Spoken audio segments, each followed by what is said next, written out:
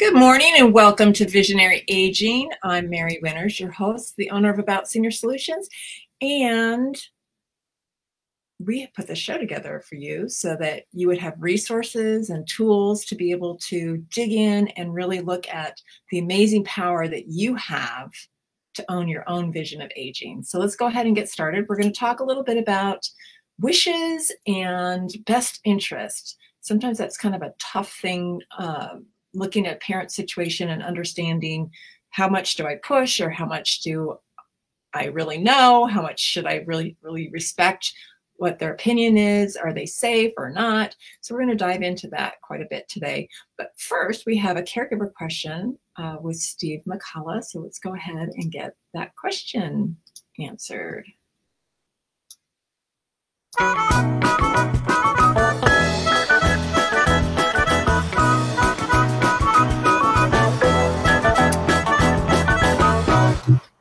All right. Hey, Steve, how are you? Let me bring you in here. How's it going?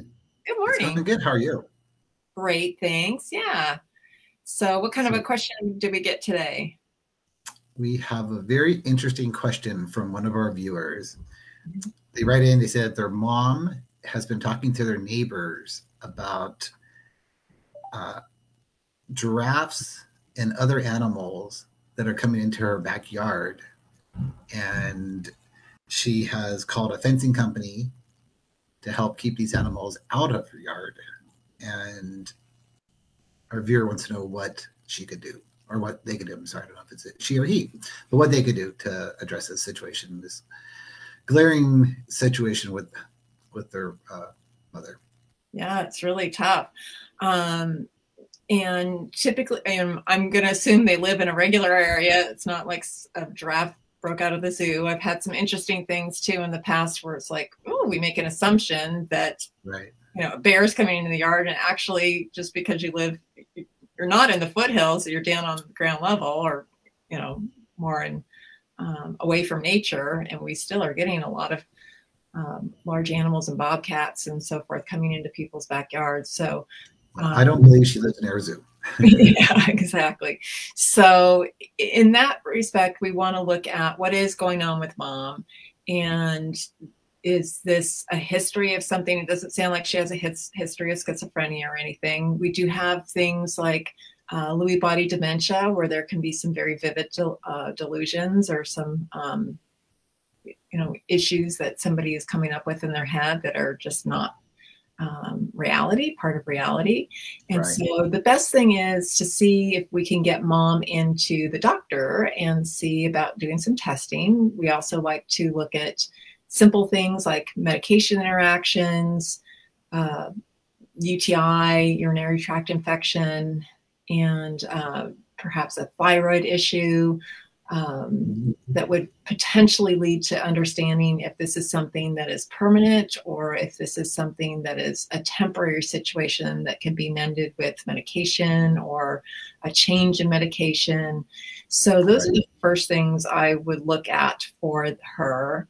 Obviously, she's quite frightened about having what she thinks is in her house or in her yard coming through. So she's been calling the fencing company, and shame on the fencing company.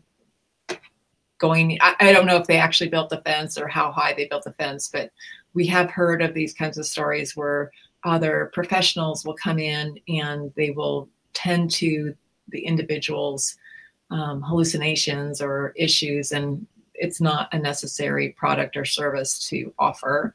So yeah, I don't think the fencing company's actually gone out and done anything. It's just that the alarm is that she's gone so far as to contact a fencing company. Okay, great, good, because that's something you obviously have to worry about as well when somebody's been exposed to, or somebody has some level of incompetence or cognitive issues that they're not taking advantage of too.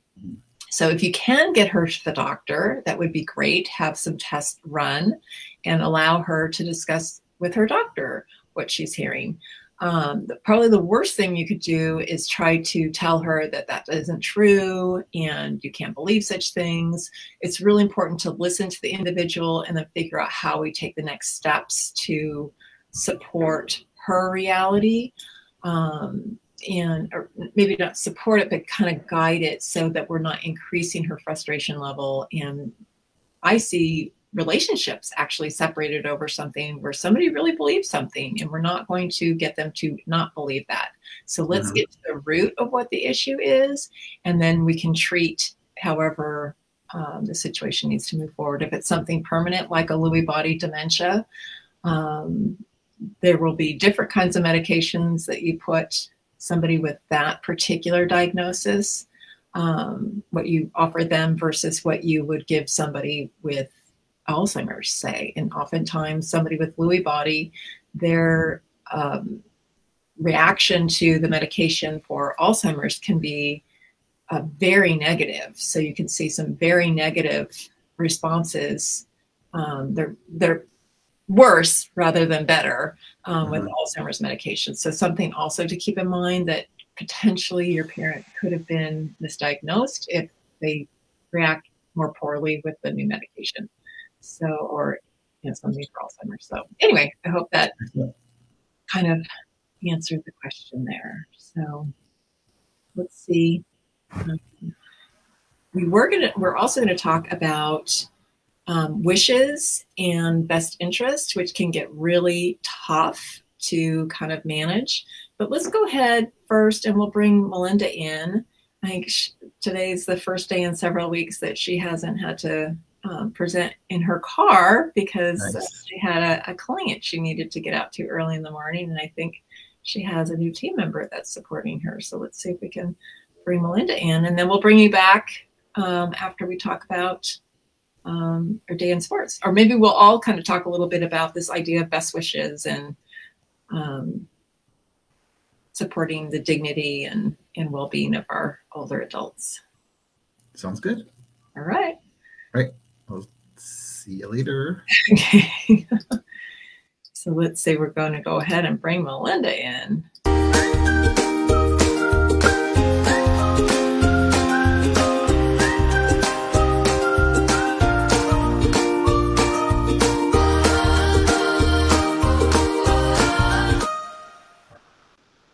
Good morning. How are you?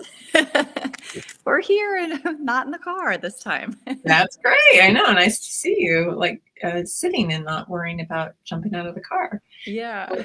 What type of information do you have to share with us today? Well, going along with best interests and of our parents, of course, strength training is really important. And what I've noticed is that with some of our much older clients, if they're coming in for sessions with their partner or with their best friend, or sometimes their children come in with them, they're more likely to stick to it, and they're more likely to get a lot out of it. So no matter what your exercise, what exercise your elderly parent is incorporating into their life, if they have like a buddy, someone that they're doing it with, either we have a couple of women that come to the strength shop together that are just best friends, and they have their session together with two, each having a separate trainer. We definitely have partners who come, and they come together and train together, each with their own separate trainer. And then we have some clients who their sons and daughters bring them, and they either wait on the couch or do their own session with us. So those people tend to be more consistent. They get more out of their program. And so anything that you're doing, whether it's coming to visit a personal trainer like we do at the Strength Shop, or participating in a swimming program, walking, gentle yoga classes, those are all going to be a lot easier for your senior parents if they have a buddy to do that with them. So I recommend jumping in if you're local and you can do that with your parent. That sounds great. And having a buddy system, I think, is always wonderful, which is why I just know I have an appointment at the Strength Shop. So it makes it really easy to say, I got to get up, I got to get organized and out the door. So yep. And Zoraita's waiting for you. Else there too. Yeah. And when we talk about best interest and best wishes or wishes of an individual, in the court system, especially regarding probate and what somebody's feelings are about moving things forward, it's a little bit different. And let me just share quickly, and then we'll bring Steve in too, and kind of have a little bit of a talk about this. But we have a, oh, I wonder if I have it. Maybe I don't have it, but in any event, it's not going to pull up. So we look at what the wishes of the individual are, what their financial situation or budget is to manage their care and support and well-being, and how do we keep them safe. And so when we marry all three of those, we can put a plan together which supports their best interest. It may not be exactly what they're wanting for themselves, but in light of needing to keep them safe and what they can afford to stay safe, is really how we create that plan to make sure that we support them in the best way possible. I'll bring Steve back in too. Maybe we can have a little chat about this. Yeah. But hey, Steve, we're going to bring you in also. And hello. Hi, Steve. About best interest. Oh, no, you're not driving. Wishes. I know. My new team member is in. So yay, that's great. So it's really hard sometimes, and I want to like push it as much as possible to what somebody's wishes are, so that we can really accomplish what somebody needs. And so, can I keep somebody safe by adding more technology in the home? Are they absolutely going to refuse to accept care until there's a fall, and then the control is kind of taken away from them, where they may not be able to walk even to get to the kitchen to take care of themselves. So sometimes some of the issues are will overwhelm the individual or the senior because of a fall or something that way. But sometimes they're open to making sure that they get the right support, even though it might feel uncomfortable. Have you ever been in those situations where, people are giving you advice because they can see from a mile away, this is not going to work? Yeah. And I know or adult children can be so worried about their parents. It's kind of like that role reversal. It's like you made your parents so worried and scared for so long about coming home late and eating incorrectly, eating too much sugar, and not getting good grades or not doing your homework. And now the tables are turned, and now you're concerned about your parents. And so sometimes we can have our own opinions about what we think our parents should do, but I think really looking at safety and what their wishes are, and sometimes that creates a little bit of tension. So. Yeah.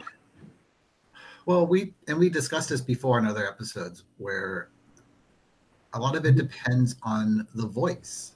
So if the voice is coming from their child, there are sometimes where parents are less likely to listen to that just because it's from their child. Their child shouldn't be telling them what to do, but their friend might tell them the same thing. Yeah. And they're like, oh yeah, that's a great idea. Or, right. And they don't question it, challenge it. They just look at it from a different perspective and, follow it. It's true. And I think it's the way we word things too, allowing somebody to kind of come to their own conclusion by asking an open-ended question. And I've still had people say, you're asking that question where, I know you're going to get this kind of a response. So just really posing the question in an open way, just to get their thoughts and understand where they're coming from. And so much of it's a loss of freedom and not wanting to lose that ability to be on their own, stay in their house, and not knowing that there's a better way sometimes too, that they can get more help and relieve themselves of having the stressors of being worried about waking up in the middle of the night to use the restroom and being afraid to walk into the bathroom, or getting out of your chair and not getting proper nutrition because you are afraid to walk to the kitchen, or maybe you are not able to get the groceries that you need. It's really alarming too to think how many seniors are in their home almost trapped. And thankfully we have things like Meals on Wheels and programs where people are being checked on through some of our local agencies. But it can be a very difficult balance to find, allowing somebody to do exactly what they want to do with their lives and making sure that they're safe too. It's really hard. There's a lot of new technology out. I know we've had a couple of guests throughout the years that have explained some of that technology to us, like just the cameras that you can have in the house. Right. And I think that those things are really, really great because, 10, 20 years ago, those things didn't exist. And now we do have a lot of resources to go to keep people in their homes a lot longer than maybe was safe to do so a while ago. So absolutely. Or at least we can detect if they've had a fall and they need mm-hmm. assistance right away. So we might be worried, and maybe they really can do it on their own very slowly. I had a woman who was 96 years old living in her house by herself.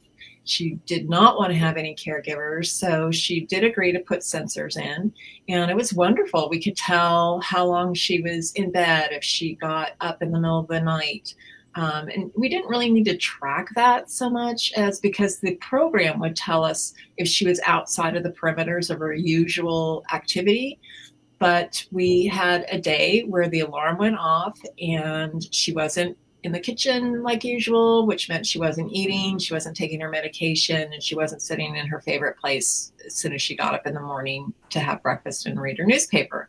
So I went running over to her house, knocked on the door, and she answered, thankfully. And she said, "Oh, hi, what are you doing here?" Checking, because it seems like you weren't up. And she invited me in. I looked in the kitchen where we had this sensor, and she had dropped a blind on the back window that she had always left up. And so I moved the sensor and we were fine thereafter. But it was interesting how, it did detect a change, and, we wanted to make sure we checked in on her. Mm-hmm. A fabulous way of supporting our understanding that she was safe too. Yeah. And it's a little compromise sometimes that often seniors are willing to do so that they can have that freedom still too. That's wonderful. Yeah. It's a good story. Yeah. Well, on that note then, why don't we go ahead and go to Steve and hear about your day in history today, your sports day in history. Sure. So I think I mentioned this before. It's always interesting how sports seasons, you tend to see like the same kind of events that happen. So we're at the end of January. I'm seeing a lot of things about the Australian Open, Super Bowls. So on this date in 1986, the Chicago Bears beat the New England Patriots 46-10 in the Super Bowl. I remember that game. Yeah. So the date was 1986. The year was 1986. The location was the Louisiana Superdome. And the Chicago Bears had one of the dominant seasons in NFL history. They went 15-1 in the regular season. Their only loss was to the Miami Dolphins, and that prevented them from going undefeated and being only the second team in NFL history to go undefeated. They just rolled through the playoffs. Their first game in the playoffs, they won 21-0. The second game, they won 24-0. And then they just dismantled the New England Patriots. I remember that was one of the first games I watched outside of my family. Like, we actually went to a Super Bowl watch to see the game, and the game was over by halftime. We're looking for other things to do, but it was just an amazing team. Mike Ditka was a coach, and Buddy Ryan was their defensive coordinator. Those guys feuded all the time throughout the year. Buddy Ryan ended up leaving after that year to become a head coach himself, and had some bitter rivalry games with Mike Ditka. So there's a lot of personalities. Walter Payton was on that team, who's one of the, just an amazing guy, one of the best running backs in NFL history. He never scored a touchdown in that game. Even though they scored 46 points, he never scored a touchdown, and it really ate him up. Wow. He didn't score. Yeah, it was one of the kind of like a bone of contention. Was that Refrigerator Perry? Wasn't that his nickname? He was on that team too, right? Yep. At that time, I think I remember that, and I remember game over, halftime, and I was in college over friend's parents' house, and we were having our own little Super Bowl party. Yeah, so there was actually, I remember there was Buddy Ryan, who was the defensive coordinator, did not like William Refrigerator Perry. He was a big guy. I mean, at the time, he was like over 300 pounds, which was unheard of, Right. for an NFL player. And Buddy Ryan just didn't think he was going to be effective. He ended up being a dominant player for them, played a little bit on offense. He actually scored a touchdown in the Super Bowl. Wow. So here's a defensive player, I believe he was a rookie that year too, who scored a touchdown in the Super Bowl. Walter Payton never did. But yeah, it was Jim McMahon was the quarterback of the team, and their defense was just phenomenal. They had Richard Dent, just up and down, Wilbur Marshall, these really guys are all in the NFL Hall of Fame, players. So they had the Super Bowl shuffle. They did a video. I think they were the first team to do a video. All of the bravado started with all of that. Yeah. So yeah, that's a great thing to pull up all these old facts. In fact, let me pull up the perk, because you can get that for free from us. You can just reach out to Jenny in our office, and she will send this out to you for free. Yesterday was National Opposites Day. So let's see. And then we've got a great word search. I know you are, but what am I? And then today is National Spouses Day. So it sounds like maybe do something nice or sweet for your spouse. But if you reach out to Ginny, Ginny, at AboutSeniorSolutions.com, we'll get that out to you for free. And you can enjoy that with your friends and family, your children, grandchildren. You're at your facility. If you're in a doctor's office, share it with your patients. It's fun stuff, something nice to do while you're waiting also. So call us. We'll send it out to you. And let's see here. We also have, that's it. I think we'll go ahead and wrap it up. Melinda, everybody needs to get a buddy so that you can get that support for your workouts, and that movement is so important. Any way you can get it in, and spending time with a friend on top of that, you just multiplies by 10 the benefit of your movement and your socialization. So everyone have a fantastic day, and we'll go ahead and we'll see you next week. Sounds good. Everybody be safe. All right. Have a great weekend.